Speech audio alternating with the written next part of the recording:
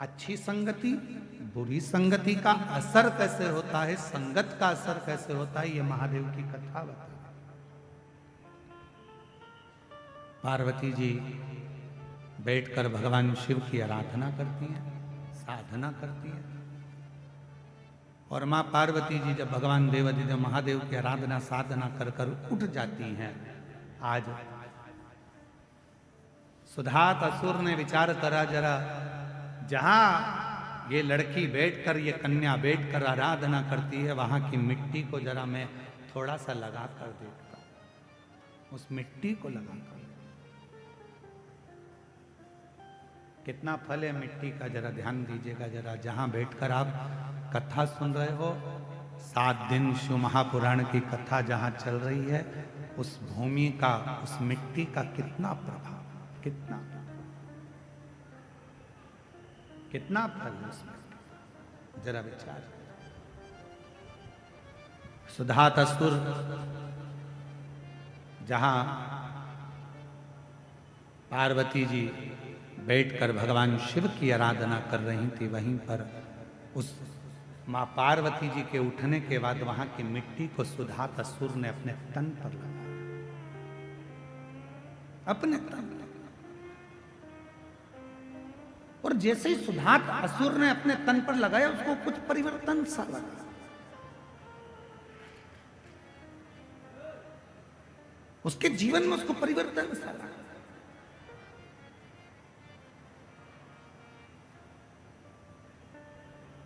क्या मिलेगा, कैसे मिलेगा, क्या प्राप्त होगा, कब प्राप्त होगा और कैसे प्राप्त होगा, ये शिव जानता है। सुधात असुर ने नियम बना लिया कि अब ये कन्या जब तप कर कर उठेगी, साधना कर कर उठेगी, ये कन्या जब भगवान शंकर का पार्थिव पूजन कर कर उठेगी, तो वहां की मिट्टी को मैं जहां बैठूंगा वहां रखूंगा, जहां सोऊंगा वहां रखूंगा। और उस मिट्टी का संग उसके जीवन में होने लगा। उस मिट्टी का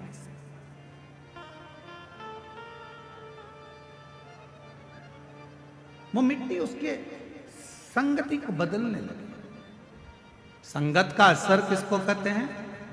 एक लोटा जल जिसके घर से निकल कर जाता है शिवालय तक, आपके घर के नजदीक में जो शंकर जी का मंदिर है, आपके घर के नजदीक में जो शंकर का शिवालय है, आपके घर के नजदीक में जो शंकर का मंदिर है, देवाधिदेव महादेव का मंदिर है, अपने घर का जल शंकर के मंदिर में ले जाकर चढ़ाओ, अपने घर का जल शिव के मंदिर में ले जाकर चढ़ाओ। पहले आप लोग मंदिर का जल उठाकर मंदिर में चढ़ाते थे, पर अब दुनिया के लोगों को मालूम पड़ गया कि अपने घर की दशा यदि महादेव को बताना है, तो जैसे सुदामा चावल लेकर कृष्ण जी के पास गए थे, उसी तरह आप भी अपने घर का जल लेकर शंकर जी के पास जाओगे, तो वो जल से तुम्हारा कल जरूर बदलेगा। बोल बम का नारा है, सारी समस्या का हल श्री शिवाय। तो वो जल तुम्हारा कल जरूर बदलेगा। आप अपने नजदीक के शिवालय तक, शंकर के मंदिर तक, भगवान शंकर की चौखट तक जब एक लोटा जल चढ़ाने के लिए जाओगे, शंकर के मंदिर में अपने घर का जल लेकर जाओगे, वो जल जो तुम्हारे घर में रखा हुआ है, वो जल शिव महापुराण की कथा कहती है। जब हम मंदिर में जाते हैं तो पंडित जी से कहते हैं, पंडित जी चरणामत दे दीजिए। चरणामत क्यों मांगते हैं? क्योंकि मंदिर का जो जल है, आरती, पूजन, अर्चन, भजन, कीर्तन का तरंग उस जल में चली जाती है। वो जल जब हमारे अंदर जाता है तो हमें अविरल भक्ति प्रदान करता है, एक अलग से शक्ति प्रदान करता है। इसलिए हम पंडित जी से कहते हैं, पंडित जी जल दे दीजिए, चरणामृत दे दीजिए। पंडित जी जल देते हैं, हम उस चरणामृत को पीते हैं, वो जल हमें प्राप्त होता है, हम चरणामृत पीते, जल पीते। तो आखिर लोग पूछते हैं, महाराज जी एक लोटा जल सारी समस्या का हल, ये कैसे हो सकता है? उसका एक कारण है, मंदिर में रखे हुए जल को जब ब्राह्मण देवता पंडित जी हमारे हाथ में चरणामत जान कर देते हैं, उस जल को हम पीते हैं तो हमारी अकाल मृत्यु जैसे टलती है, अकाल मृत्यु का हरण हो जाता है। उसी तरह जब हमारे घर में मटके में, हंडे में, पानी की टंकी में जो पानी भरा रहता है, जल भरा रहता है, और हम एक लोटा जल उसमें से भर कर लेकर जाते हैं, तो दिन भर हमारे घर में जो चर्चा होती है, दिन भर हमारे घर में जो तकलीफें होती है, दिन भर हमारे भीतर जो दुख तकलीफ होती है, हमारे मन की बात हमारे घर के पानी के हंडे में, तरंगों में चली जाती है। और जब हम लोटा भरकर जल शिव को चढ़ाते हैं तो शंकर जी हमारे उस जल से समझ जाते हैं कि इसको तकलीफ कितनी है, और बाबा दुख मिटाना प्रारंभ कर देते हैं। बाबा कष्ट मिटाना प्रारंभ कर देते हैं। इसको दुख कितना है, तकलीफ कितनी है, कष्ट कितना।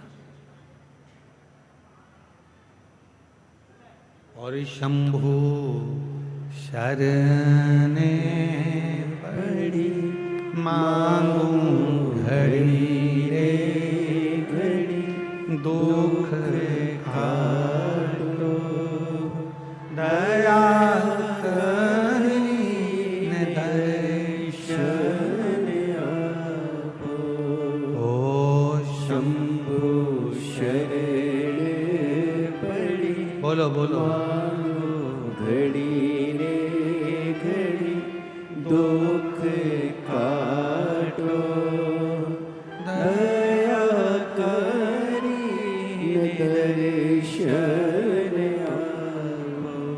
कई लोग पूछते हैं एक लोटा जल सारी समस्या का हल, एक लोटे जल से समस्या कैसे मिट सकती है, एक लोटे जल से दुख कैसे मिट सकता है, एक लोटे जल से तकलीफ कैसे मिट सकती है। हम निवेदन करेंगे, एक लोटा जल चढ़ा कर देखिए, जब आप चढ़ाना प्रारंभ करेंगे और पूर्ण विश्वास भरोसे के साथ देव अधिदेव महादेव को जब एक लोटा जल चढ़ाएंगे, निश्चित है जो घर में रखा जल है उस जल में आपके विचार, आपकी सोच, आपका मन उस जल में गया होता है। क्या घर में चल रहा है, वो जल में तरंगे पड़ी होती हैं, और वो जल जब शिव जी को चढ़ता है तो मेरा बाबा आपके धीरे धीरे दुख हरना प्रारंभ कर देता है, तकलीफ हरना प्रारंभ कर देता है। दुख हरता है,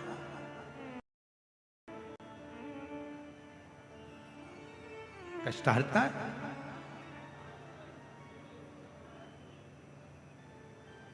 सुधात नाम का असुर जहां पार्वती जी, जहां मां जगतजननी जगदम्बा अम्बा मां पार्वती जी जहां बैठकर तप करती थी, वहां की मिट्टी को वो अपने तन पर धारण कर। सुधात असुर। अब लोग कहते हैं मिट्टी से ऐसा हो सकता है क्या, दुख मिट सकता है क्या, तकलीफ मिट सकती है? क्यों नहीं, क्यों नहीं मिट सकता।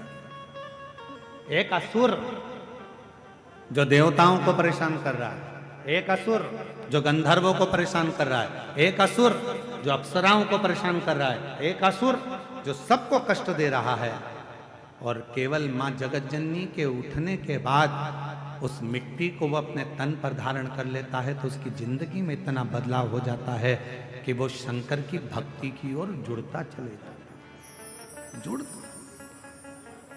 कितना फल है। जिस घर में से एक लोटा जल देवाधिदेव महादेव को चढ़ाने के लिए निकलता है, घर के अंदर से एक लोटा जल निकलकर जब शंकर के मंदिर में जाता है, उसी समय पर 3 दोष उसके घर के समाप्त हो जाते हैं। पहले नंबर का, घर के अंदर से जल गया तो वास्तु दोष समाप्त हो गया।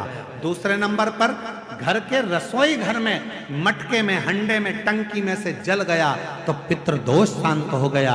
और तीसरे नंबर पर घर के अंदर से जब हम जल लेकर निकलते हैं, अपना दरवाजे से बाहर निकलते हैं शिव को जल चढ़ाने के लिए, तो काल सर्प दोष समाप्त हो जाता है। ये 3 दोष उसी क्षण समाप्त हो, ये 3 दोष उसी पल समाप्त हो जाते हैं। ये 3 दोष अपने आप उसी क्षण समाप्त हो जाते हैं। कोई तुमसे कहते कि तेरे घर में वास्तु दोष है, तुम्हारी ये बाथरूम गलत बनी है, सीढ़ियां गलत बनी है, छत गड़बड़ हो गई, सीढ़ियां गड़बड़ हो गई, ये गड़बड़ हो गया, वो गड़बड़ हो गया। लोग कह दे तुमसे कि तुम ये गड़बड़ है, वो गड़बड़ है, वो गड़बड़ है, उससे कह देना सारा गड़बड़ भले हो, पर मुझे पूर्ण भरोसा है जब एक लोटा जल लेकर मैं शंकर जी के मंदिर में जाऊंगी तो सारे दोष अपने आप मिटते चले जाएंगे।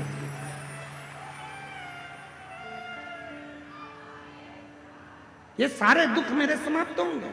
तकलीफें समाप्त होगी, कष्ट मिटेगा।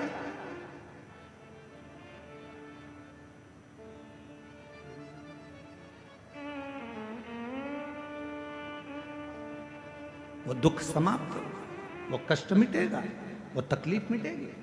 जब हम जाएंगे भगवान की शरणागति में, शिव के चरणों की ओर, भगवान शंकर की आ जाओ शरणागति की ओर, तो वो दुख मिटेगा। भगवान शंकर उस कष्ट को मिटाएंगे।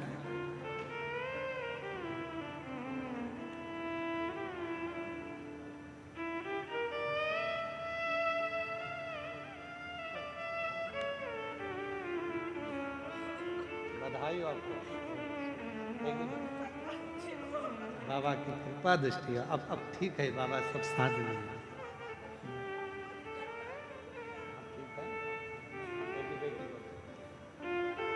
एक बार जोरदार ताली बजाओ। बेटी की सरकारी नौकरी लगी है।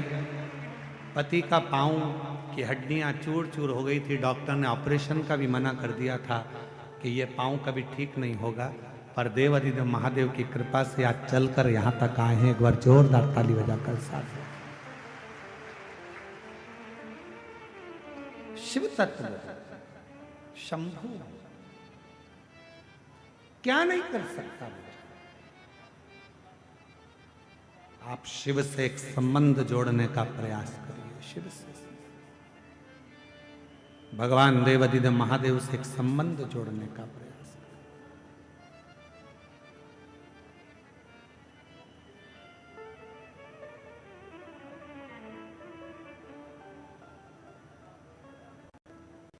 मांगा है भोलेनाथ से वरदान, मांगा है भोलेनाथ से वरदान एक ही। तेरी कृपा बनी रहे जब तक है जिंदगी, तेरी कृपा बनी रहे जब तक है जिंदगी। मांगा है भोलेनाथ से वरदान एक ही। आप भी बोलो, मांगा है वरदान,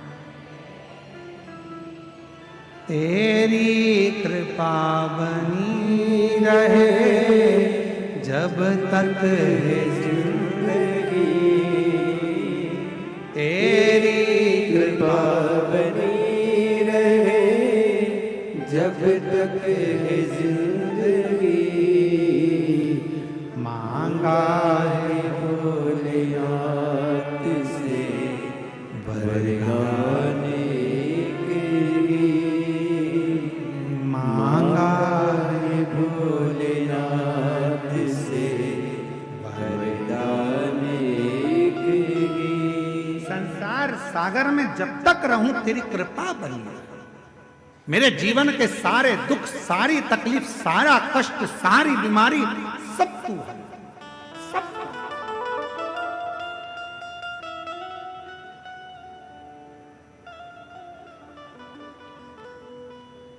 एक व्यक्ति ने कल एक प्रश्न करा हमारे जजमानों में एक जजमान आए हुए हैं, हम अभी उनका नाम नहीं जानते। तो हम जैसे ही शाम को नीचे आए, पत्रकारों की वार्ता थी, तो उस समय पर उन्होंने प्रश्न किया, क्यों गुरुजी कलयुग में भी क्या शंकर भगवान आते हैं? तो हमने उनसे कहा वो गए नहीं तो आने का काम क्या?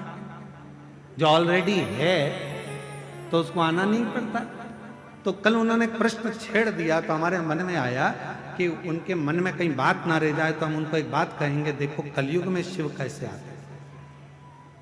झांसी के पास में मौरानीपुर है, चतुर्वेदी जी तुम्हारी झांसी के पास में मौरानीपुर है। हम कभी नहीं गए वहां, और जब नैमिषारण जा रहे थे तो तुम्हारी झांसी से निकल कर गए थे, तो अन्न जरूर पाया था तुम्हारे यहाँ का। तो झांसी के पास में मौरानीपुर है। हमने कल्याण में ये पढ़ा है कल्याण के अंक में हम आपको उस कल्याण अंक का नंबर भी देंगे कि कौन से अंक में हमने पढ़ा। कल्याण में हमने ये पढ़ा गीता प्रेस गोरखपुर के कि मौरानीपुर में, झांसी के पास मौरानीपुर है, मौरानीपुर में एक नारायण नाम का एक व्यक्ति ने उस लेख को कल्याण के अंक में लिखवाया। उसमें वर्णन किया कि मेरे दादाजी अनाज का काम करते थे और दादाजी अनाज का काम करते थे और मेरे दादाजी मौरानीपुर से अनाज लेते थे और उस अनाज को लेकर हाथरस में बेचने के लिए जाते। हाथरस में उनका एक दादाजी का मित्र बन गया था जिसका नाम था हीरालाल। और हीरालाल के ना तो पत्नी थी ना बेटा था, परिवार के लोग केवल उससे काम कराते थे। वो कमाई का एक स्रोत बन चुका था, अवस्था ढलती जा रही थी, परिवार के लोगों ने उसको पूछना बंद कर दिया था। एक दिन नारायण के दादाजी जब अनाज बेचने के लिए मौरानीपुर से हाथरस गए तो हीरालाल से मिले तो हीरालाल का चेहरा उतरा हुआ था। तो कहा, सेठ जी आपका चेहरा उतरा हुआ है? हाँ, मेरा कोई है नहीं, बहुत तकलीफ। मेरे रिश्तेदार भोजन भी देते हैं तो ताना सुनाते हैं, धन के मीत हैं सारे, करूं क्या? हीरालाल जी से नारायण के दादाजी ने कहा कि आप मेरे साथ चलो, मौरानीपुर में रहना, मेरे बेटा बहू अच्छे हैं, मुझे भी भोजन देते हैं तो तुम्हें भी भोजन देंगे। हीरालाल व्यापारी के कहने पर, नारायण के दादाजी के कहने पर मौरानीपुर आ गए। ये कलयुग की कथा है, इसी कलयुग की कथा, बहुत पुरानी नहीं, बहुत नई कथा।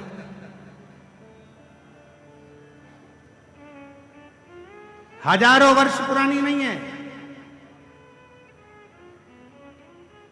500 वर्ष पुरानी नहीं है। ये कथा मात्र 300 वर्ष पुरानी मात्र। हीरालाल को लेकर आ गए, हीरालाल अपना सामान ले आया, पैसे ले आया, उसको बहुत सम्मान देने लगे। हीरालाल हीरालाल उसको लोग सब घर के जितने भी परिवार के लोग थे, दद्दाजी दद्दाजी दद्दाजी दद्दाजी कहते और उसको सम्मान। हीरालाल के पास में जो पैसा था, आधे पैसे का तो हीरालाल ने नारायण की माता जी के जेवर बनवा दिए और आधे पैसे का हीरालाल ने एक मंदिर बनवा दिया शंकर जी का, क्योंकि वो शिव की आराधना करता था, शंकर का उपासक था, शिव भक्ति करता। अब एक दिन अवस्था चलते चलते चलते चलते हीरालाल की आंखें चली गई और हीरालाल को दिखना बंद हो गया। घर के लोगों ने कहा, दद्दाजी प्रयागराज में मेला भराया है माघ का, आप नहीं चलोगे? दद्दाजी बोले, मेरी आंख से तो दिखता नहीं है, मुझे तो एक काम करो, शंकर जी के मंदिर में छोड़ दो, मैं शिव जी को लोटा भर के जल चढ़ाता रहूंगा, तुम आ जाना और फिर मुझको भोजन दे देना, सुबह जाओगे रात को तो आ ही जाओगे प्रयाग से, ठीक?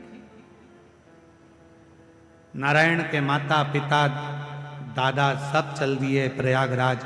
प्रयागराज से आते आते उनको याद आया, दद्दा तो शंकर के मंदिर में बैठे होंगे, भूखे होंगे, चलो जल्दी नारायण जाओ दद्दा का हाथ पकड़ कर लाओ। नारायण दद्दा का हाथ पकड़ने के लिए जैसे ही जा रहे थे, दद्दा को देखा नारायण ने कि दद्दा की आंखों पर एक पट्टी बंधी हुई है, आंखों पर पट्टी है। नारायण ने पूछा, दद्दा तुम्हारी आंखों पर पट्टी कैसे आई? दद्दा ने कहा, लाला शंकर जी के मंदिर से मैं आ रहा था, तब एक व्यक्ति सामने आकर खड़ा हो गया, मैं उसको देखा तो नहीं क्योंकि मेरी आंखें नहीं थी, दिखता नहीं था। वो मुझसे कह रहा था, बब्बा कहाँ से आ रहे हो? मैंने कहा, शंकर जी के मंदिर से दर्शन कर कर आ रहा हूं। वो बहुत तेज हंसा, हंसकर उसने कहा, दद्दा तुम्हें दिखता तो है नहीं, फिर शंकर जी के मंदिर में क्यों गए? दद्दा कहते हैं कि मैंने उस व्यक्ति से कहा कि मुझे नहीं दिखता तो क्या हुआ, मेरे महादेव को 3-3 आंखों से दिखता तो मेरे बाबा को तो दिखता। दद्दा तुम्हारी आंखें नहीं है? नहीं। दद्दा तुम्हारी आंखों का इलाज करवाया? हाँ, सारे डॉक्टरों को दिखाया पर आराम नहीं लगा, सबने कह दिया तुम्हारी आंखें कभी नहीं आएगी। इतने में उस व्यक्ति ने कहा, दद्दा मैं बहुत बड़ा वेद हूं, तुम कहो तो तुम्हारी आंखों का इलाज कर सकता हूं, पर उसमें इलाज करने में लगभग 5 दिन लगेंगे। मैं तुम्हारी आंखों पर आज थोड़ा सा मल्लम लगाकर पट्टी बांध देता हूं और 5वें दिन मैं तुम्हारी आंख को खोलकर उसका ऑपरेशन करवा दूंगा, अगर तुम चाहो तो। दद्दा कहने लगे अच्छी बात है, लगा दो मल्लम। मल्लम लगाया, पट्टी बांधी। नारायण बेटा, उस व्यक्ति ने पट्टी बांधकर चले गया। अब वो 5 दिन बाद आएगा, पट्टी खोलेगा, ऑपरेशन करवाएगा, जब तक बंद ही रखना है। नारायण ने हाथ पकड़ा, दद्दा को ले गए अपने घर। 5 दिन निकल गए, पट्टी बांधने वाला नहीं आया। 6 दिन निकल गए, पट्टी बांधने वाला नहीं आया। 9 दिन निकल गए, पट्टी बांधने वाला नहीं आया। 10वें दिन तो दद्दा को गुस्सा आ गया, ना जाने कौन मुझे पगला बना गया। आंख में बांध गया पट्टी, पहले से तो नहीं थी आंख, ऊपर से बांधी पट्टी। अब इसको कब तक बांधे फिरूं? आज तो पट्टी खोल कर रहूंगा। और दद्दा ने दोनों हाथों से शंकर के मंदिर में बैठकर जो पट्टी खोली तो दद्दा की आंखों से शिवलिंग का दिखना प्रारंभ हो गया। दद्दा की आंख से शंकर का स्वरूप दिख रहा था। बेटा नारायण जल्दी आ, अरे मेरे मित्र को ला, मेरी आंखों से दिखना प्रारंभ हो गया। दद्दा आप तो कह रहे थे पट्टी बांधने वाले ने कहा है कि 5 दिन बाद आएगा, पट्टी खोलेगा, डॉक्टर के यहाँ लेकर जाकर ऑपरेशन कराएगा, तब तुम्हारी आंखों से दिखेगा। मुझे नहीं मालूम वो पट्टी बांधने वाला कौन था, मुझे नहीं मालूम मल्लम लगाने वाला कौन था, मुझे नहीं मालूम मेरी बुझी हुई रोशनी को दिखाने वाला कौन था। मैं नहीं जानता, मैं नहीं पहचानता। कौन जानता? मेरी जीजियों, मेरे जीजाओं, मेरी बेटियों, बेटाओं, मेरी माताओं, मेरे बुजुर्ग माता पिता तुल्य आप विराजमान हो। आपसे निवेदन करता हूं, ये मत सोचना कि आप कथा में आए हो, ये मत सोचना कि आप शिव महापुराण की कथा में पहुंचे हो, ये मत सोचना कि बाबा के देवघर में आप आए हो। आप किसी के घर में जाकर बता दो, नहीं जा सकते। पड़ोसी के घर में घुसकर बता दो, नहीं घुस सकते। जब तक पड़ोसी की आज्ञा ना हो तब तक तुम पड़ोसी के घर में नहीं जाते। मेहमान के घर की आज्ञा ना हो तब तक मेहमान के घर में नहीं जाते। उसी तरह देवघर में भगवान शंकर का घर है, उसकी आज्ञा के बिना तुम देवघर भी नहीं आ सकते। शिव की आज्ञा के बिना देवघर में पांव नहीं रख सकते। अगर देवघर की भूमि पर आए हो, शिव महापुराण की कथा सुन रहे हो, शंकर जी की कथा का रसतत्व ग्रहण कर रहे हो, तो ये तुम्हारी सामर्थ्यता नहीं, मेरे देवघर वाले ने अपना डमरू बजाया होगा और तुम्हें इशारा कर कर झाला देकर बुलाया होगा, तब तुम यहां शिव महापुराण की कथा सुनने के लिए बैठे हो। और किसी के घर में जाते हो तो खाली हाथ वापिस नहीं भेजता।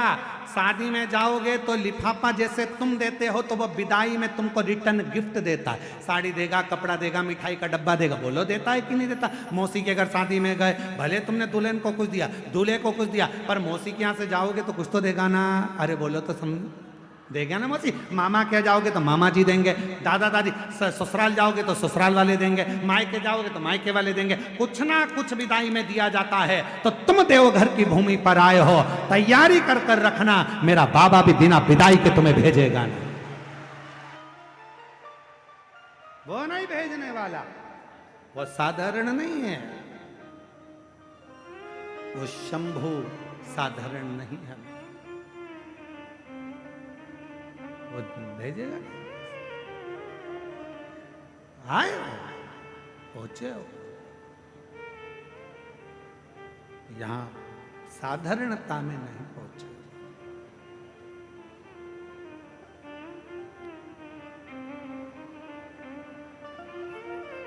वो जब देता है, देवता देते हैं पल्ला झाड़ कर और महादेव देते हैं छप्पा।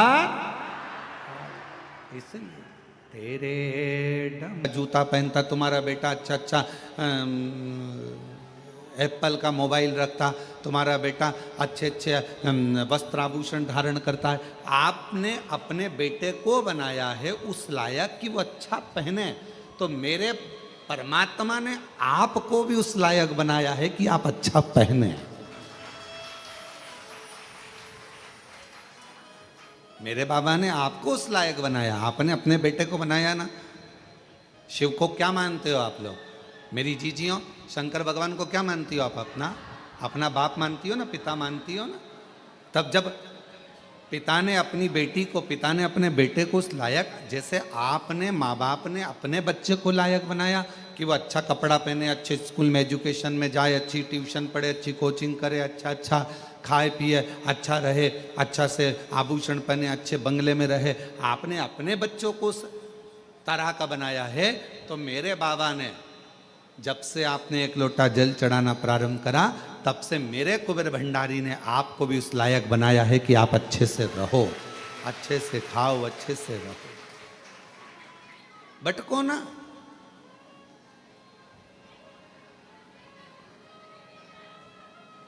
और हम तो बाबा के भरोसे चल, हम तो बाबा के भरोसे चल, ये दुनिया वाले जलते, ये दुनिया वाले जलते, हम तो चल। शिव के आश्रित होकर ये यजमान श्री सुभाष चंद्र जी सिंगला जी पटियाला से हैं। जाने की ट्रेन थी 3 बजे, है 4 बजे, 4 बजे 3-4 बजे इनकी ट्रेन थी। अब यशराज महाराज आकर अंदर बोले कि यजमान की ट्रेन है 3 बजे, 1 बजे कथा चालू होगी, 4 बजे विराम होगी, जजमान को बीच में जाना पड़ेगा। हमने कहा जजमान से बोलो तुम कथा सुनो, ट्रेन तो तुम्हारा बाबा संभालेगा, ट्रेन तो बाबा संभालेगा, तेरे भरोसे मेरी गाड़ी। जब अपन भजन में कहते हैं कि तेरे भरोसे हमारी गाड़ी, तेरे भरोसे हमारी गाड़ी, तो अब तुम्हारी गाड़ी भी तो उसी के भरोसे होगी। तो अभी हम जब पोथी लेकर आ रहे थे, जजमान से मिले तो उन्होंने कहा गुरुजी हमारी गाड़ी 4 घंटा लेट हो गई।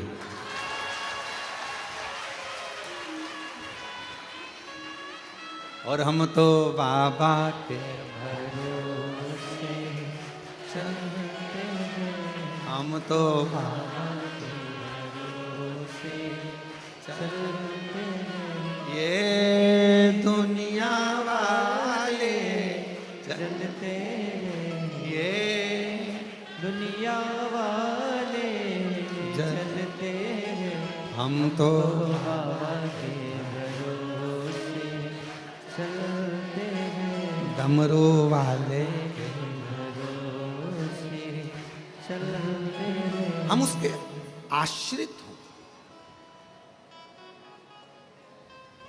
जब बहुत भीड़ होती है कुबेरेश्वर धाम पर रुद्राक्ष उत्सव में, कावड़ यात्रा में, या अन्य जब उत्सव होते हैं और बहुत भीड़ होती है, तो यहाँ का नेटवर्क काम नहीं करता। पहले भी आपको मालूम है, यहाँ मोबाइल काम नहीं करते, क्योंकि यहाँ एक ही काम करता है। वो मेरा सामने बैठा हुआ है टंकर शंकर, यहाँ एक ही काम करता था। यहाँ के नेटवर्क काम नहीं करते। जैसे ही भीड़ बढ़ी, यहाँ का मोबाइल काम करना बंद कर देता। मोबाइल काम करना बंद कर देता है तो लोग माइक पे चिल्लाते हैं, लीलाबाई कहाँ गई, कमलाबाई कहाँ गई, हम भगवान विष्णु की मूर्ति के पास खड़े हैं, जहाँ कहीं भी हो आजा। अब इतने में न्यूज़ वाले, अखबार वाले सब लिख देते हैं कि कुबेरेश्वर धाम से इतने सारे लोग गुमशुदा हो गए। गुमशुदा हो गए। अरे भाई, कुबेरेश्वर धाम से हमेशा कहा जाता है और आज फिर कह रहे हैं, अगर तुम खो गए हो या कोई व्यक्ति खो गया है, मेरा बाबा किसी को खोने नहीं देता, यहां तो ढूंढ कर मिला देता है, तो क्यों चिंता करते? और बाद में जो खोए हुए रहते हैं, फिर उनके घर वालों को फोन किया जाता है, क्यों साहब वो लीलाबाई खोई थी, तो क्या वो तो 8 दिन पहले घर आ गई।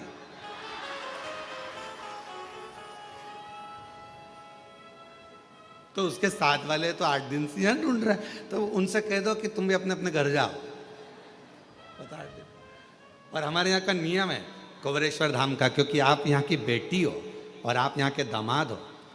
मान लो अगर कोई खो जाता है, गुम जाता है, वो फिर मालूम पड़े उसके साथ वाले कहीं चले जाते हैं और उसके पास में पैसा नहीं रहता, तो कुबेरेश्वर धाम का नियम है, यहाँ से समिति के लोग जाते हैं, भोपाल से टिकट कटवाकर तुम्हारे ट्रेन में बिठाकर, टिकट का पैसा भी समिति देकर तुमको आराम से अपने घर भेज देती है कि तुम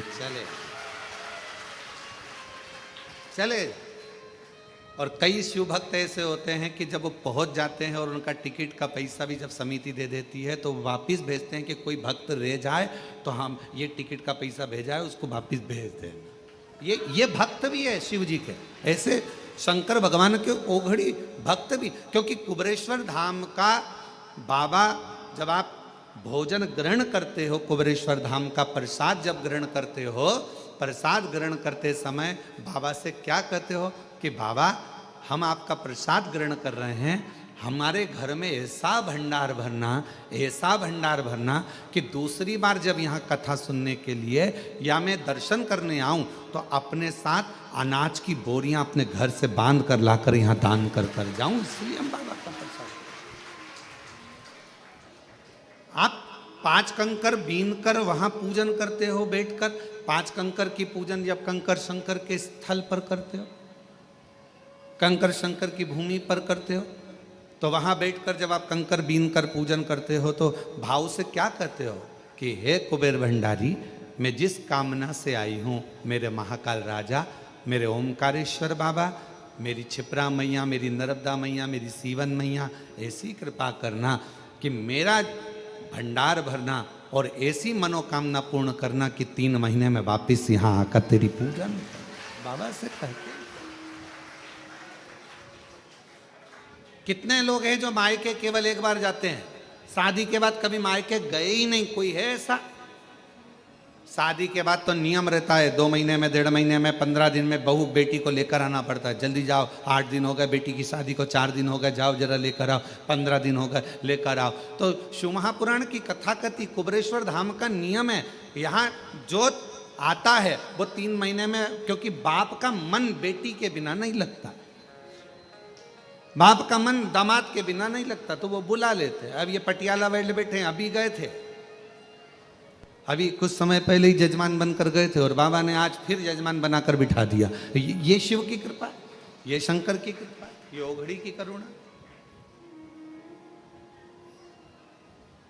जिस भाव से सुन रहे हो, जहां बैठकर सुन रहे हो, पानी आ रहा हो तो टीन शेड में चले जाओ, वो वहां जगह बनी हुई है बिल्डिंग के नीचे गौशाला, वहां बैठकर सुन। पर बैठो थोड़ी देर बाबा के चरणों में बैठकर, जहां तुमको जगह मिले वहां बैठकर उससे दिल लगाकर हृदय से अगर आए हो और कंकर शंकर पूजन करिए और शिव महापुराण की कथा यदि 1 बजे से 4 बजे तक आपको मिल रही है तो कहीं छांव में जहां पानी ना लगे आपको, ऐसी जगह बैठकर थोड़ी देर बैठकर उसका हृदय से अनुमोदन आनंद लीजिए और शिव कथा को अपने कानों में प्रवेश करें, हृदय से सुनेगा। तो शिव के कथा कर रही है कि कपड़े की मैचिंग शरीर को सुंदर बनाती है और सत्संग की मैचिंग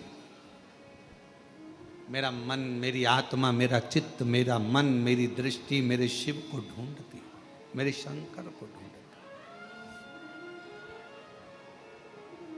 कि कोई जाए जो काशी में मेरा तेरा मले जाना कोई जाए जो काशी में मेरा पैगाम ले जाना ये कहना डमरू वाले से तुम्हारी याद आती है।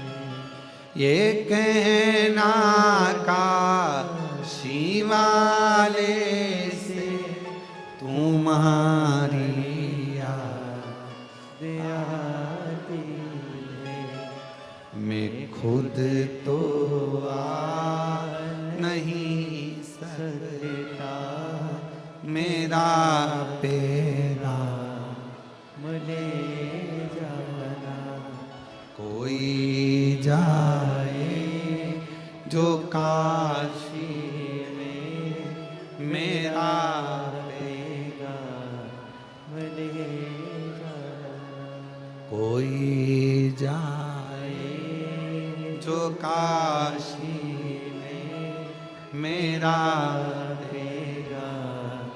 मले जाना शिव से अपने हृदय की बात, अपने मन की बात भगवान शंकर से कहा कपड़े की मैचिंग शरीर को सुंदर बना सकती है, पर सत्संग, शिव महापुराण की कथा, भगवान शंकर की अविरल भक्ति, शिव का भजन, शिव का स्मरण, शंकर का मंत्र जाप, श्री शिवाय नमस्तुभ्यम, ये हमारे मन की मैचिंग कर कर आत्मा और परमात्मा का मिलन करवा देती है। आत्मा परमात्मा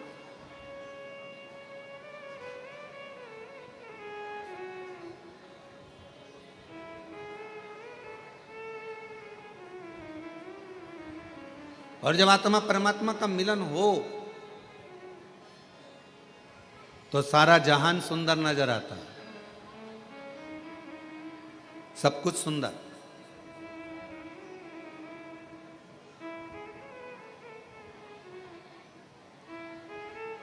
एक भक्त की कथा है, बड़ा अविरल भक्त था।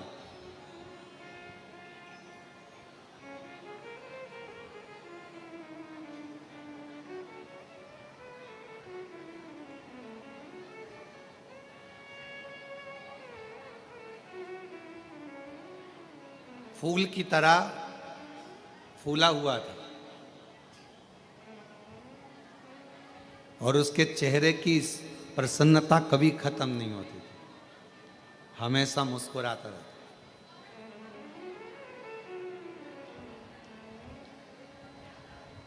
और लोग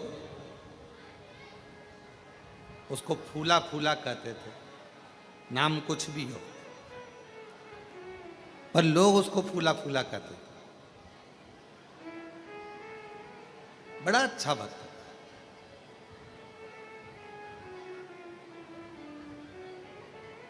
उसके भीतर महाकाल राजा के प्रति इतना भाव था, इतना भाव था महाकालेश्वर बाबा के प्रति कि उसका नियम था, ऐसा कोई प्रदोष नहीं जाता था जब फूला काल अधिपति महाकाल राजा का दर्शन करने नहीं जाता। अच्छा, दुनिया के लोगों को लगता है, सिंगला जी, लोगों को लगता है कि हम भगवान का दर्शन करने के लिए कुबेरेश्वर धाम गए। दुनिया के लोगों को लगता है हम दर्शन करने के लिए काशी गए, हम दर्शन करने के लिए उज्जैनी महाकाल राजा के दरवाजे पर गए, हम भगवान का दर्शन करने के लिए हम ओमकारेश्वर गए। ये दुनिया के लोगों को लगता है कि हम गए, पर तुम तो इतने दिनों से अपने घर में रह रहे थे, कभी चले जाते, तुम नहीं गए हो। कुबेरेश्वर बाबा ने तुमको हाथ पकड़कर बुलाया तो तुम आए हो। मेरे महाकाल राजा ने तुमको हाथ पकड़कर बुलाया तो तुम उज्जैनी गए हो। मेरे विश्वनाथ बाबा ने आपका हाथ पकड़कर बुलाया तो आप विश्वनाथ की धरा पर काशी में गए हो, बिना किसी की अनुमति के आप किसी के घर में नहीं जा सकते। आपका घर भले दरवाजा खुला है, अगर कोई आपके घर में प्रवेश कर जाए तो आप जाने दोगे क्या? जम के तो बोलो जरा, नहीं जाने दोगे ना। हे भैया कहाँ जा रहे हो? हे भैया कहाँ प्रवेश कर रहे हो? ये मेरा घर है, मेरी प्रॉपर्टी है, इसमें प्रवेश कैसे कर गए? इसके अंदर कैसे आ गए? आप इसमें आए कैसे? चलो बाहर निकलो। आप जरा विचार करिए, उज्जैनी मेरे महाकाल का घर है, काशी मेरे विश्वनाथ का घर है, कुबेरेश्वर धाम मेरे कुबेर भंडारी का घर है। किसी के घर में आप जब तक प्रवेश नहीं कर सकते जब तक वो आपको अनुमति ना दे। उसी तरह ना तो आप उज्जैन जा सकते हो, ना आप काशी जा सकते हो, ना कुबेरेश्वर धाम आ सकते। कब आओगे? जब उसकी अनुमति होगी, उसकी अनुमति।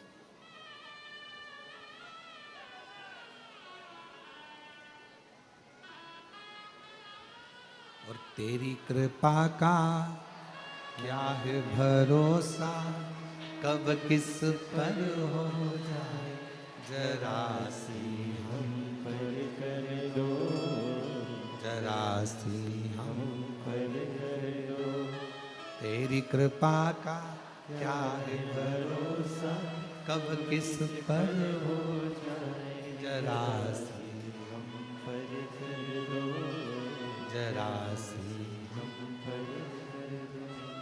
जिस पर भी हो गई तेरी कृपा करुणा वो भव पार हुआ, भव पार हुआ। पापी हो चाहे जितना उसका भी बाबा उद्धार हुआ, गिद्ध अजामिल गड़िका जैसे तेरे मन को भाए जरा सी तुम पर कर दो, जरा सी तुम पर कर दो। तेरी कृपा का क्या है भरोसा कब किस पर हो जाए जरा सी हम पर कर दो, जरा सी हम पर कर दो। वो कृपा करे, वो करुणा करे तो आप कुबेरेश्वर धाम तक आओगे, उसके घर में प्रवेश करोगे। और अगर उसने आज्ञा कर कर बुलाया है तो बिना दिए भेजता भी नहीं, बिना दिए भेजता नहीं, उसने आज्ञा कर कर बुलाया। आप उज्जैनी गए हो, महाकाल बाबा की आज्ञा हुई है, महाकाल बाबा ने कृपा कर कर आपको बुलाया, चल इतने दिन से नहीं गया चल। और महाकाल राजा ने अगर बुलाया है तो वो बिना दिए नहीं भेज सकता। ओमकारेश्वर बाबा ने बुलाया है, वो बिना दिए नहीं भेज सकता। मेरे विश्वनाथ की धरा पर गए हो, वो बिना दिए नहीं भेज सकता, वो देकर ही भेज।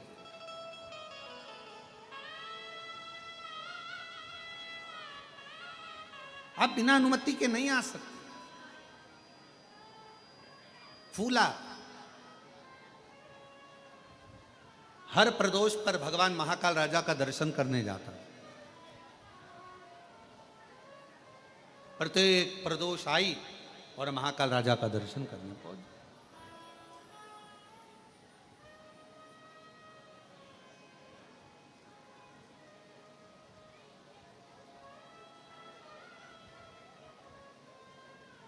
अब शरीर में कष्ट हो गया,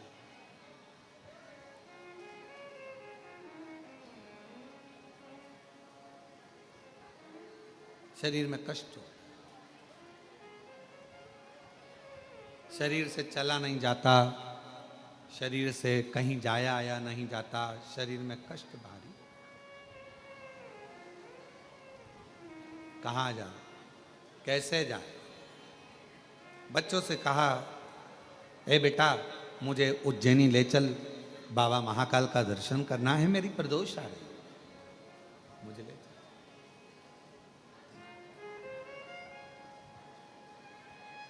बचपन बहुत एंजॉय से निकल जाएगा, खेलने कूदने में निकल जाएगा, जवानी भोग विलास में निकल जाएगी, अधेड़ी कमाने में निकल जाएगी। पर एक बुढ़ापा ऐसा होता है, लोग कहते हैं कि बुढ़ापे में सुनना पड़ता।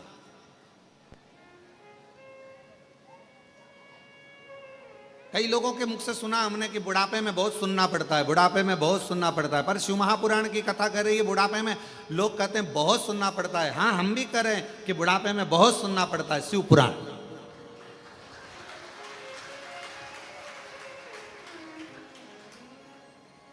बुढ़ापा ताने सुनने के लिए नहीं मिला है, बुढ़ापा शिव महापुराण की कथा सुनने के लिए मिला, भगवान की कथा सुन।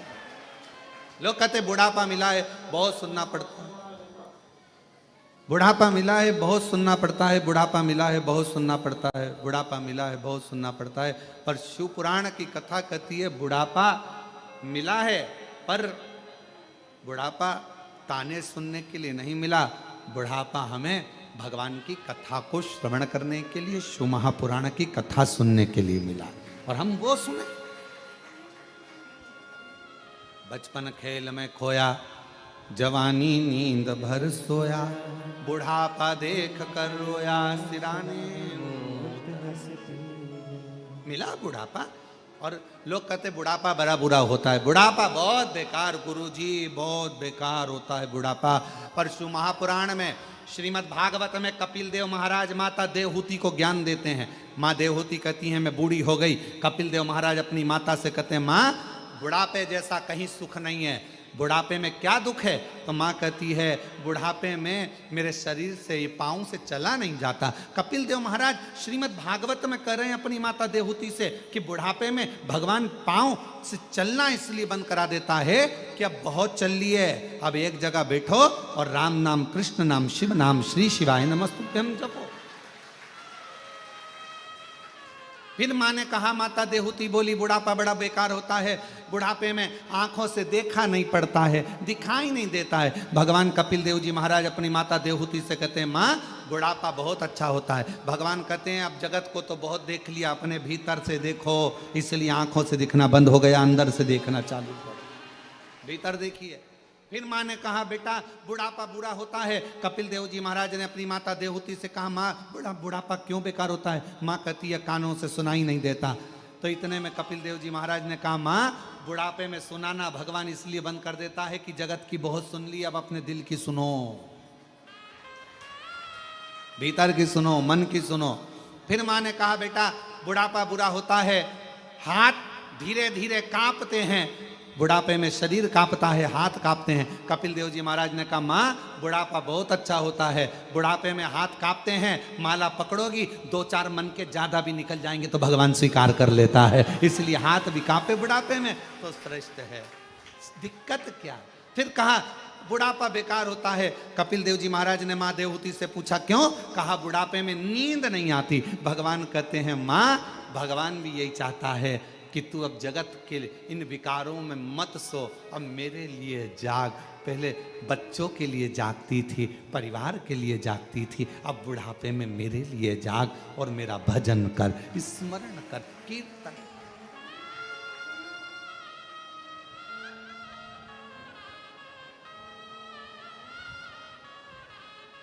कोई कहे तुमसे कि बुढ़ापा बेकार होता है तो उसको कह देना नहीं नहीं नहीं नहीं, बुढ़ापा जैसा सुख नहीं है, बहुत अच्छा भजन।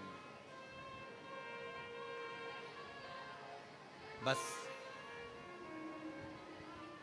भगवान से इतना जरूर कहना बुढ़ापा जरूर देना, मना नहीं है, बहुत अच्छे से देना, पर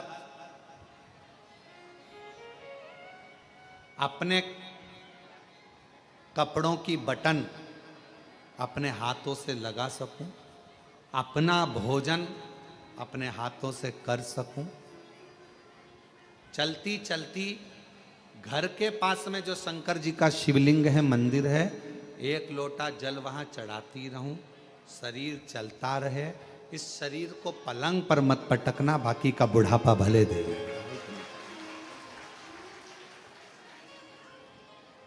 और अंत समय प्रभु वचन दिया तो निभाना पड़ेगा। अंत समय प्रभु आना पड़ेगा। वचन दिया तो निभाना पड़ेगा। हमसे कई लोग कहते हैं कि गुरुजी आप एक ही लाइन इतने साल से भजन भी आपके वही की वही, लाइन भी वही की वही, आप इतने सालों से एक ही लाइन दोहराते हो, अब तो वो लाइन सबको याद हो गई, सबको। तो हमने कहा शिव पुराण का मतलब ही यही है, हम जितना बोलें उतना आप भी बोलो, हम जितना भजन गाएं उतना आप भी गाओ, क्योंकि इस लाइन में केवल शब्द नहीं छुपा है, इस लाइन में अपने दिल का परमात्मा से कहने का भाव छुपा। अंत समय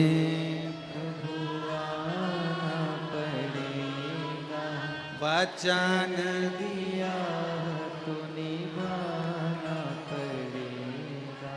आए ना प्रभु कुटुंब कबीला, अंत समय प्रभु आना पड़ेगा। वचन दिया तो निभाना पड़ेगा। अंत समय प्रभु आना पड़ेगा। भगवान अंत समय में पधारे।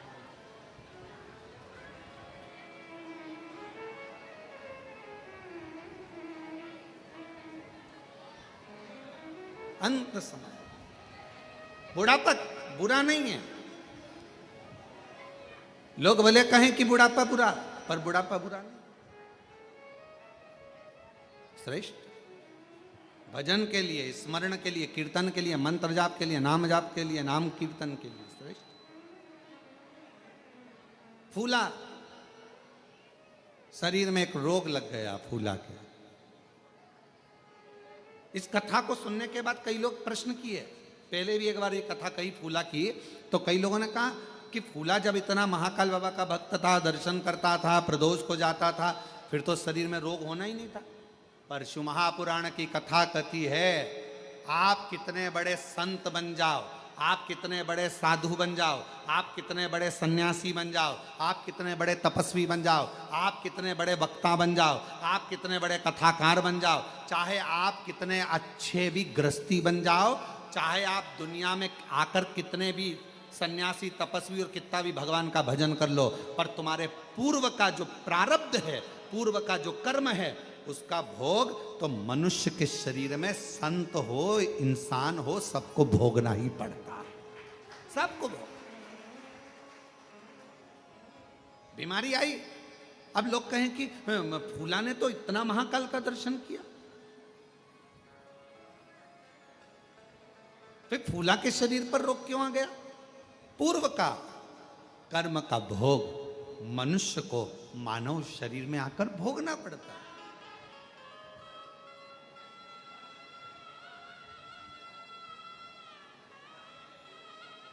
आज प्रातः में हमारा मॉर्निंग वॉक के समय पर यही संवाद चल रहा है।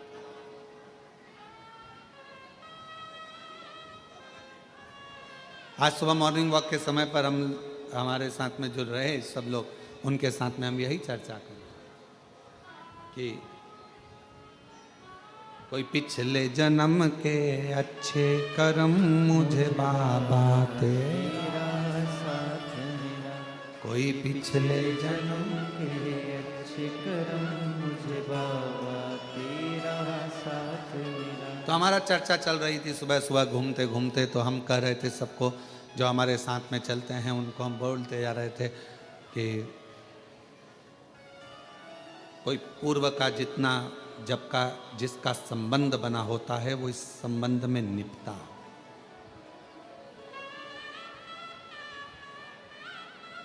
कुबेरेश्वर धाम पर यदि आप लोग आए हैं और बाबा के धाम पर आने के बाद में तुम्हारी मनोकामना जो है बाबा पूर्ण कर दी है, इतने सालों से भटक रहे थे, इतने सालों से कजन कहाँ कहाँ घूम रहे थे, ना जाने कितने धक्के खाए, कितनी जगह पर होकर आए, कितनी जगह पर दाने दिखाए, कितनी जगह पर हाथ दिखाया, कितनी जगह पर पत्रिका दिखाई, कितनी जगह पर वास्तु दिखाया, कितना कितना पूजन, कितना कितना अनुष्ठान करा। और उसके बाद धक्के खाने के बाद जब मालूम पड़ा कि एक बार कुबेरेश्वर धाम जाओ, बाबा के धाम पर कंकर शंकर पूजन करो, शिव का भजन करो, एक लोटा जल समर्पित करो, एक विश्वास। दुनिया की दृष्टि में रुद्राक्ष रुद्राक्ष होता है, पर हम कहते हैं कुबेरेश्वर धाम का रुद्राक्ष केवल रुद्राक्ष नहीं है, मेरा शंकर औषधि के रूप में तुम्हारे घर जाता है और तुम्हें सुख प्रदान करता है।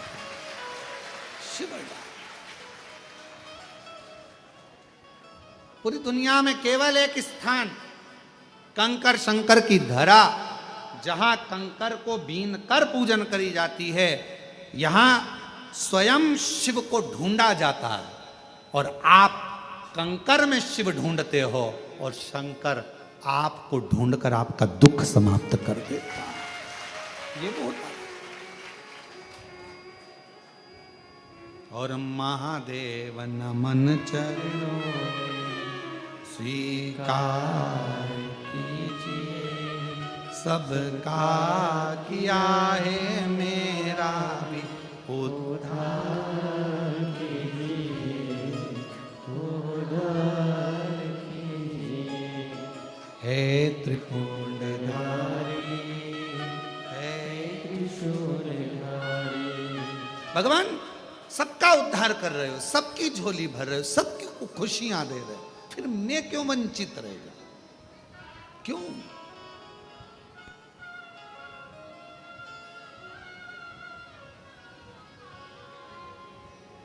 मैं किस लिए वंचित हूं?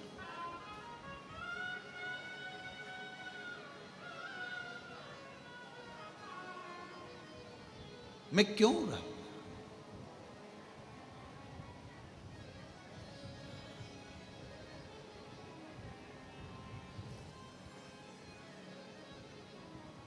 फूला, शरीर का कष्ट, बीमार पड़ा, बेटों से कहा मुझे महाकाल लेकर चलो, मुझे महाकालेश्वर बाबा का दर्शन करना है, मेरा प्रदोष का नियम है।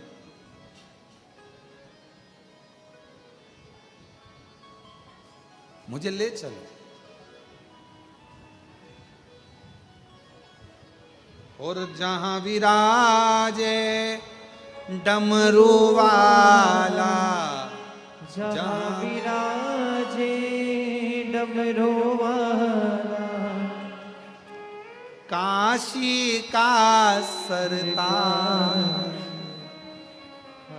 भगवान शिव का वो धाम, भगवान शंकर का वो स्वरूप, भगवान शंकर का वो आनंद, मुझे वहां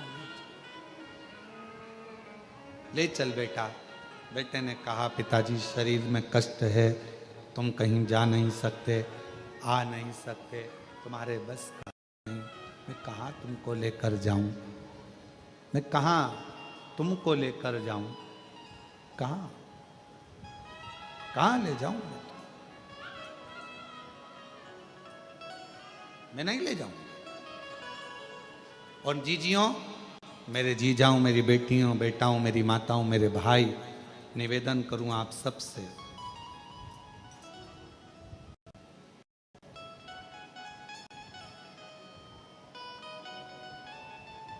शरीर चले और तुम्हारे घर में चले, तब तक सारे अच्छे काम कर लो, सारे अच्छे काम करो। शरीर चले तो कुबेरेश्वर धाम भी आ जाओ, तुम्हारे घर में चले तो दोनों हाथों से भोजन कराओ, भंडारे करो, दान करो, पुण्य करो, सत्कर्म करो, अच्छा भजन करो, कीर्तन करो, मंत्र जाप करो, जो बन सके वो करो, जो बन।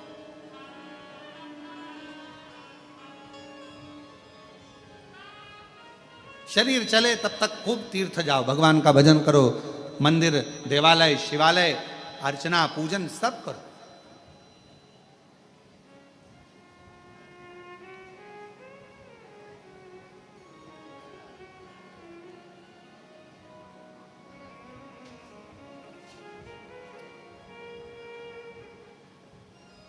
बाबा से प्रार्थना करो, बाबा तेरी कृपा से हमको स्वस्थ, तेरी कृपा से हमको बाबा ऐसी करुणा करना, ऐसी दया करना, स्वस्थ हमको तेरे धाम तक बुलाते रहना, दर्शन कराते रहना, तेरा भजन करते रहना, स्वस्थ। फूला मेरे बेटे, मुझे प्रदोष है, मुझे लेकर चलो बाबा के धाम ले चलो।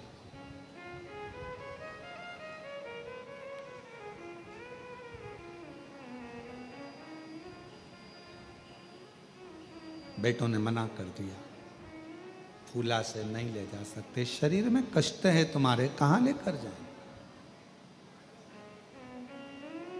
रो रहा है, आंखों से आंसू बहा रहा। आप एक लोटे जल का नियम बनाते हो कि मुझे शंकर जी के मंदिर में एक लोटा जल समर्पित करने के लिए जाना। ध्यान देना थोड़ा मेरी जीजियों, जीजाओं, मेरी बेटियों, बेटाओं, मेरी माँ, बुजुर्ग, माता पिता, सब ध्यान दें। जैसे फूला ने नियम बनाया प्रदोष का, महाकाल का दर्शन करने का, आज जा नहीं पा रहा है, आप अपना नियम बनाओ कि मुझे रोज शंकर जी के मंदिर में एक लोटा जल चढ़ाने जाना है। अपने घर के पास में जो शिवालय होगा वहाँ जाकर झाड़ू लगाना है, पोछा लगाना है, सफाई करना है, एक लोटा जल शिव जी को चढ़ाना है, या शंकर जी पे चढ़ी हुई बेलपत्र से ही शिव जी का श्रृंगार कर देना है। एक नियम बना, वो नियम कब काम आएगा? आप देखिए फूला की कथा को, फूला ने नियम बनाया था महाकाल राजा के दर्शन का, प्रदोष जाने का, आज नहीं जा पाया, बेटे नहीं ले जा सके, आंखों से आंसू बह रहा था, मेरा नियम टूट गया। पर शास्त्र कहता है अपने भक्त की लाज रखने के लिए भगवान अपने भक्त का नियम कभी टूटने नहीं देते, कभी कभी। आज फूला महाकाल के मंदिर तक नहीं जा सका, वो नहीं जा पाया तो क्या हुआ?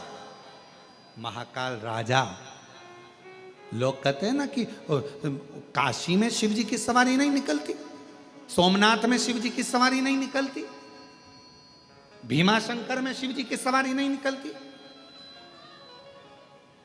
केदारनाथ में शिव जी की सवारी नहीं निकलती। कोई ऐसा ज्योतिर्लिंग बता दो जहां पर सावन के महीने में, भादो के महीने में शंकर भगवान के मंदिर से सवारी निकलती हो। है कोई ऐसा शिवलिंग 12 ज्योतिर्लिंग में? नहीं, केवल एक मेरा महाकाल राजा, केवल एक मेरे महाकालेश्वर भगवान अवंतिका नाथ ऐसे हैं जो प्रति सोमवार, शिवरात्रि हो, सोमवार हो, मेरे सावन के सोमवारों में मेरे शंकर भगवान की खूब राजसी सवारियां निकलती हैं, मेरे महाकाल राजा बाहर निकलते हैं। कोई अवंतिका में रहने वालों से, कोई उज्जैनी में रहने वालों से, कोई अवंतिका नाथ की नगरी में रहने वालों से, कोई महाकाल राजा के भक्तों से पूछे कि आखिर अवंतिका नाथ, मेरे भोलेनाथ, मेरे महाकाल राजा, मेरे उज्जैनी नरेश, मेरे महाकाल बाबा, ये सोमवार की सोमवार राजसी सवारी में क्यों निकलते हैं? तो उत्तर मिलेगा कि फूला जब प्रदोष को बाबा का दर्शन करने, महाकाल के दर्शन के लिए नहीं जा सका, तब मेरे महाकाल राजा अपने राजसी ठाट से बाहर निकल फूला के पास दर्शन देने के लिए पहुंच गया। फूला अपने भक्त के दरवाजे, मेरे महाकाल राजा स्वयं अपनी नगरी, अपने भवन से निकलकर, जो भक्त हमेशा मंदिर आता था, जो भक्त हमेशा मंदिर जाता था, उज्जैनी में, अवंतिकापुरी उज्जैनी में, उज्जैन के रहने वाले शिव भक्त, उज्जैन में रहने वाले कई शंकर जी के भक्त ऐसे थे जो रोज शिव जी के मंदिर जाते थे, रोज मंदिर में दर्शन करने मंगला में जाते थे, रोज मंगला में पहुंचते थे, रोज बाबा का दर्शन करने जाते थे, पर अब उज्जैनी में भीड़ इतनी होने लगी, महाकाल राजा के इतने भीड़ होने लगी, तो उज्जैन के रहवासियों ने विचार करा कि अपने बाबा हैं, अपन तो दर्शन बाद में भी कर सकते हैं, पर उज्जैनी में आने वालों को आराम से दर्शन हो। तो उज्जैन में रहने वाले कई भक्त ऐसे हैं जिनका नियम था रोज दर्शन करने का, वो अब दर्शन करने नहीं जा पाते। वो दर्शन करने नहीं जा पाते तो क्या हुआ, मेरे महाकाल राजा को उन उज्जैन के रोज दर्शन करने वालों की याद आती है, इसलिए महाकाल बाबा अपना घर छोड़कर उनको दर्शन देने के लिए उज्जैनी में भ्रमण करते हैं, उनके लिए निकल।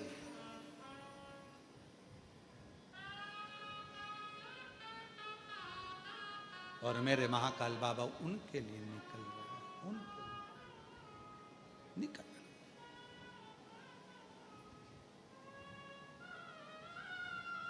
और बड़े आनंद के साथ में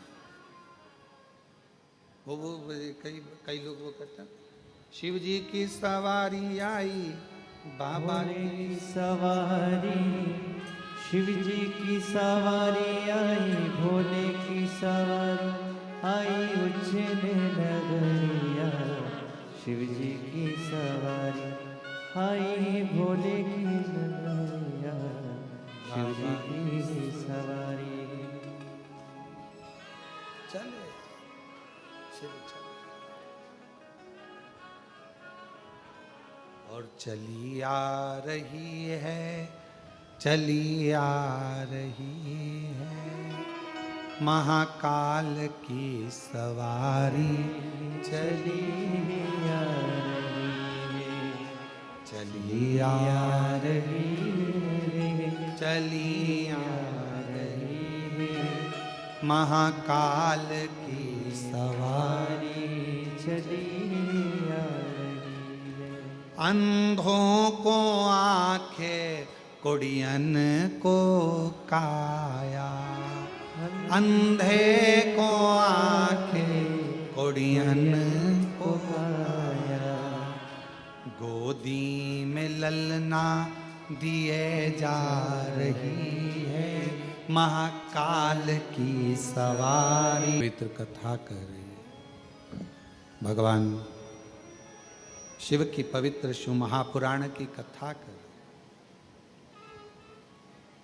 हर एक व्यक्ति को याद रहना चाहिए कि पूरे 12 ज्योतिर्लिंग में एक ज्योतिर्लिंग उज्जैनी अवंतिका नाथ महाकाल नाथ राजा ऐसे हैं जिनकी सवारी निकलती है।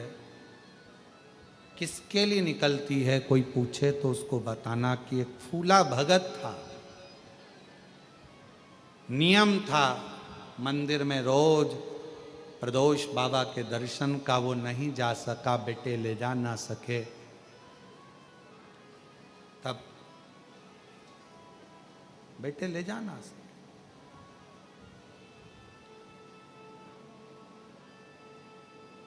तब मेरे महाकाल राजा उस भक्त को दर्शन देने के लिए खुद गए, स्वयं स्वयं। कितनी करुणा भरी है, इसलिए मेरे शंकर भगवान को करुणा सागर भी कहा जाता है। दया है तो दया सागर बने।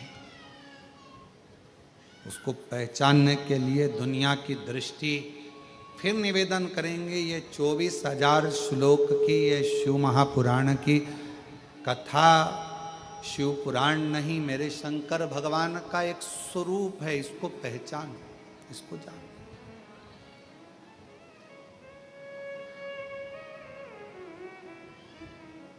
शिव को पहचानिए। कंकर शंकर की भूमि पर कुबेरेश्वर धाम में आओ तो यहां शिव को पहचानो, शंकर भगवान को जानो, पहचानो।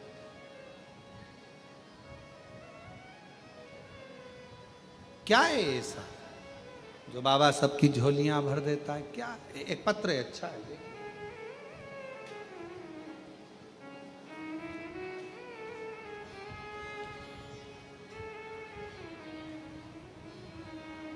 मेरा नाम लक्ष्मी बाई है। मेरे पति का नाम भूरा प्रसाद जी है।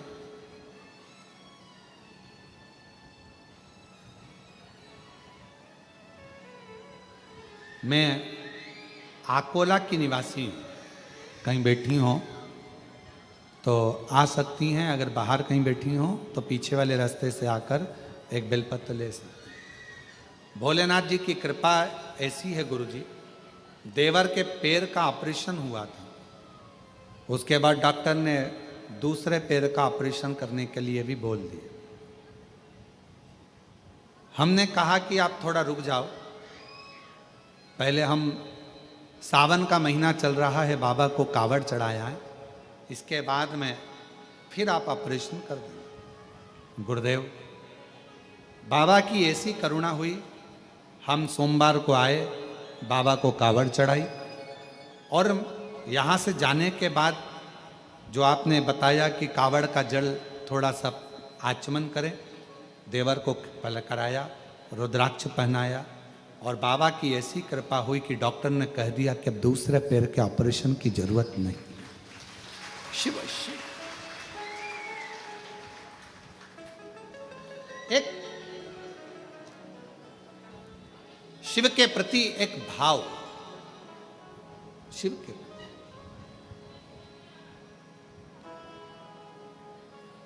और वो अविरल भाव आपके भीतर हो। आपको मालूम हो कि हम आप लोगों से मिलते नहीं हैं, और जितनी जगह कथा करने जाते हैं सबको मालूम है कि गुरुजी किसी से मिलते नहीं। सुभाष जी हमारा नियम, हम नहीं मिलते, कहीं पर जाते मिलते नहीं। क्यों नहीं मिलते? उसका है, सारे महाराज मिलते हैं, सारे बाबा मिलते हैं, आपको मिलने में तकलीफ क्या है? हम लोगों से कहते हैं हमसे मत मिलो, आप उससे मिलो जिससे हम भी मिलना चाहते हैं, उससे मिलने का प्रयास करो। वो ओघड़दानी, वो शंभू, वो त्रिकाल, वो कैलाश, आप उनसे मिलो जो दुनिया का दुख मिटाते हैं, दुनिया का कल्याण करते, दुनिया का कष्ट मिटाते। मार्कंडेय बाबा को भी अगर अमर तत्व की प्राप्ति करा देते, राजा श्वेत को अमर तत्व की प्राप्ति करा देते, आप उनसे मिलो।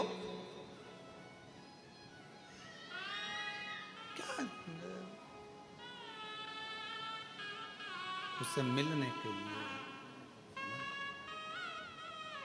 एक भीतर से एक उमंग, भगवान देव अधिदेव महादेव से मिलने के भीतर से। कौन सा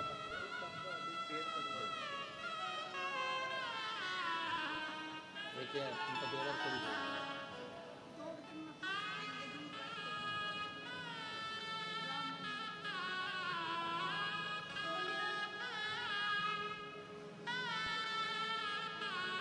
आप उससे मिलने, भगवान शिव से मिलन की आस को बढ़ाओ।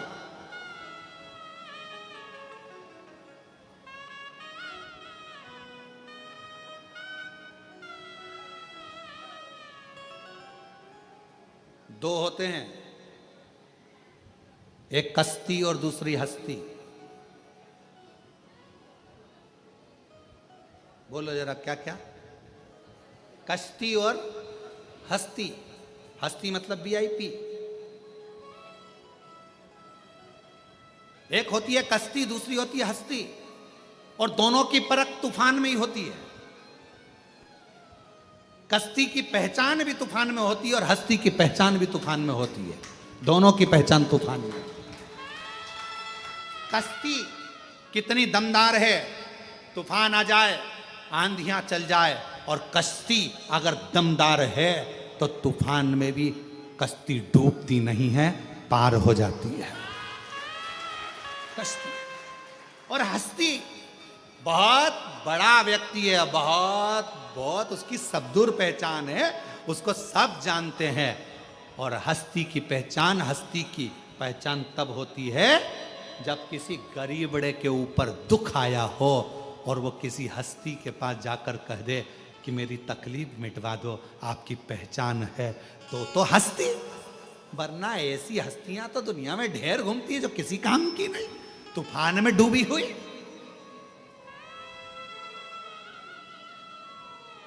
इसीलिए मेरा कुबेर भंडारी, मेरा कुबेरेश्वर बाबा एक कश्ती भी है और एक हस्ती भी है, जो अच्छे अच्छे तूफानों में भी खड़ा है। तुम्हारे दुखों को मिटाने के लिए, तुम्हारी तकलीफों को मिटाने के लिए, तुम्हारे कष्टों को मिटाने के लिए मेरा शंकर, मेरा ओगरदानी, शंभु, तरकालदर्शी, मेरा काल अधिपति, मेरा विश्वनाथ, वो हस्ती और वो कश्ती है। कोई गरीबड़ा आ जाता है, कुछ नहीं है, एक लोटा जल चढ़ाता, कंकर की पूजन करता, भगवान उसकी नैया को, उसकी कश्ती को धीरे धीरे पार करना चालू कर, धीरे धीरे करते हैं, एकदम नहीं। देवता भी डिप्रेशन में हो जाते हैं अगर एकदम पार कर दे तो। एकदम तुम्हारा दुख मिटा दे तो देवताओं भी कहेंगे हमारी नहीं चल रही है आजकल, शंकर जी शंकर। और वैसे भी सही है, पूरे भारत में, पूरी दुनिया में एक लोटा जल चल रहा है। वो पहले कहते हैं ना इंडिया में क्या चल रहा है, तो लोग कहते थे कि ये चल रहा है, पर आजकल के इंडिया में क्या चल रहा है? एक लोटा जल चल रहा, कुछ नहीं चल रहा, बस एक लोटा जल। अब तो जितने जितने थे सब शिव पुराण, जिससे सुनो, टीवी चालू करो शिव पुराण, अरे ये तो भागवत बाजते थे, शिव पुराण बाज, शिव पुराण, एक लोटा जल सारी समस्या।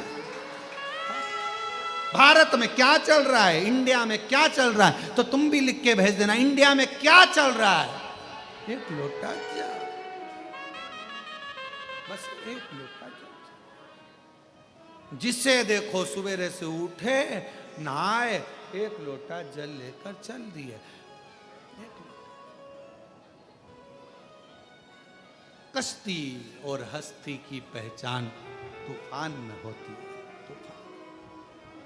जब दुख आए, कष्ट आए, तकलीफें बढ़े, थोड़ा तकलीफ, थोड़ा कष्ट, थोड़ा दुख जब सामने हो और मेरे शिव को तुमने पुकारा हो, श्री शिवाय नमस्तुभ्यम कहकर, और मेरे शंकर तुम्हारी दुख की घड़ी में तुम्हारा हाथ पकड़कर तुम्हारी कश्ती को पार लगा दे, तो समझ लेना कश्ती और हस्ती भारी है।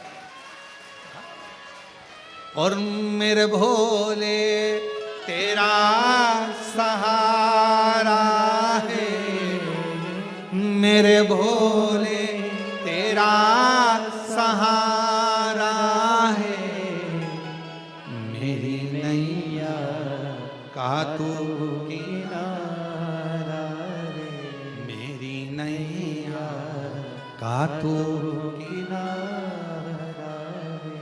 मेरे बाबा तुझे पुकारा है, मेरे बाबा तुझे पुकारा है, मेरी नैया का तू किनारा रे, मेरी नैया का तू किनारा।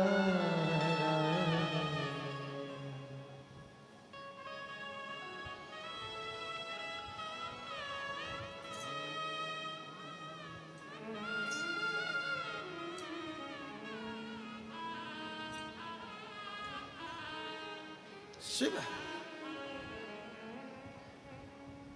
उसको पुकारो दिल से, वो सामने होगा। फूला के लिए वो अपना घर मंदिर छोड़ कर आ सकता है, तो आप और हमारे लिए भी आ सकते।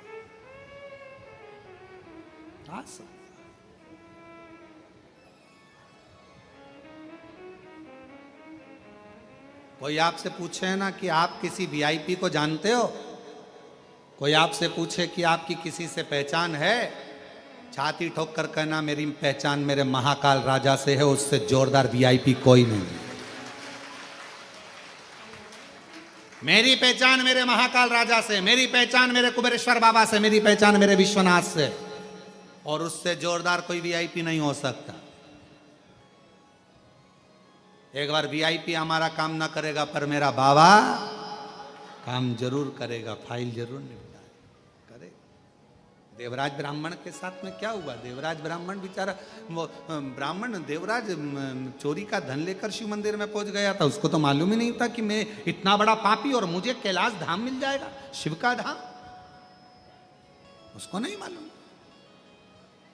पर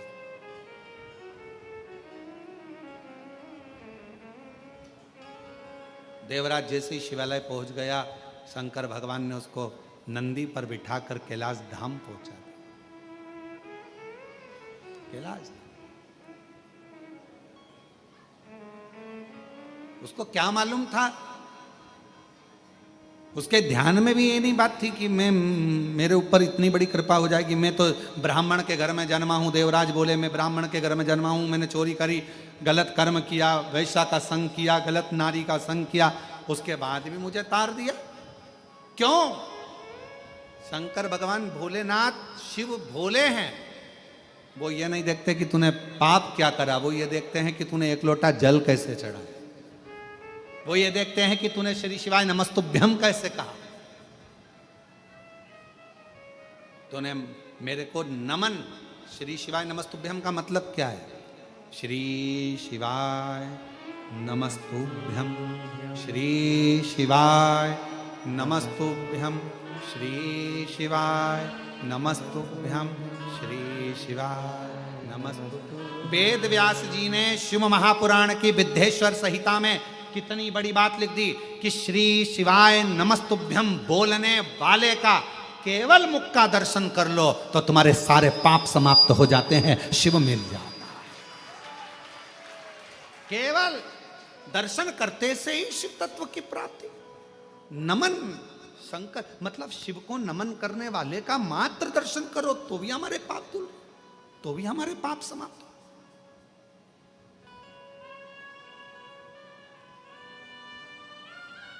और दुनिया के लोग चक्कर में पड़े, अरे श्री शिवाय नमस्तुभ्यम मत बोलो, नमः शिवाय बोलो, ओम नमः शिवाय बोलो। हम कहेंगे तुम्हारा मन पड़े जो बोलो। नमः शिवाय बोलना मतलब शिव जी को नमन करना, ओम नमः शिवाय बोलना मतलब शिव जी को, ब्रह्मांड के रचयिता भगवान शंकर को नमन करना, और श्री शिवाय नमस्तुभ्यम मतलब शंकर भगवान को नमन करना। सबका मतलब एक है, सबका मतलब एक।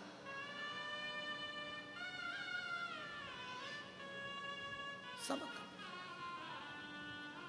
इसलिए श्री शिवाय नमस्तुभ्यम, श्री शिवाय नमस्तु, श्री शिवाय नमस्तु, श्री शिवाय नमस्तु। किसी भी शिव मंदिर में लोटा भर जल चढ़ाने जाओ, शंकर जी के मंदिर में दर्शन करने जाओ, 12 ज्योतिर्लिंग में दर्शन करने जाओ, एक बार चिल्लाकर जरूर बोलो श्री शिवाय नमस्तुभ्यम। क्यों? तुम जब श्री शिवाय नमस्तुभ्यम बोलोगे, आसपास खड़े हुए तुम्हारे मुख का दर्शन करेंगे तो उनकी भी मनोकामना पूर्ण हो जाएगी। इसलिए वो बिना संकोच के, बिना संकोच के।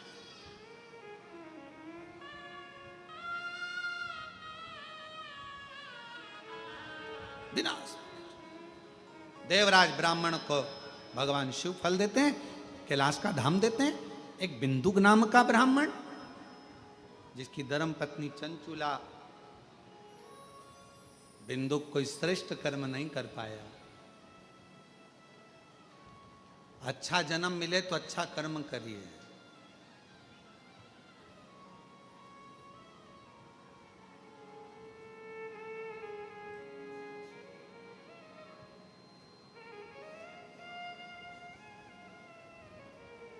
अच्छा जन्म मिले तो अच्छा कर्म करो। अहंकार में व्यक्ति फूल सकता है पर फल नहीं सकता। वो कहते हैं ना, फूलो फलो। अहंकार आएगा तो व्यक्ति फूल लेगा पर फल नहीं सकता। अहंकार छूटेगा जब तुम्हें एहसास होगा ये कुछ भी मेरा नहीं, सब शिव का है। अहंकार से विमुख होगे तब फलना प्रारंभ हो जाएगा। घर किसका? शिव का। परिवार किसका? शिव का। कुटुंब किसका? शिव का। गाड़ी किसकी? शिव की। सब शिव का। मतलब तुम्हारे भीतर से अहंकार चले गया। अहंकार गया कि तुमने फलना प्रारंभ कर दिया, तुम उन्नति की सीढ़ी पर चढ़ना प्रारंभ हो गए। अहंकार गया।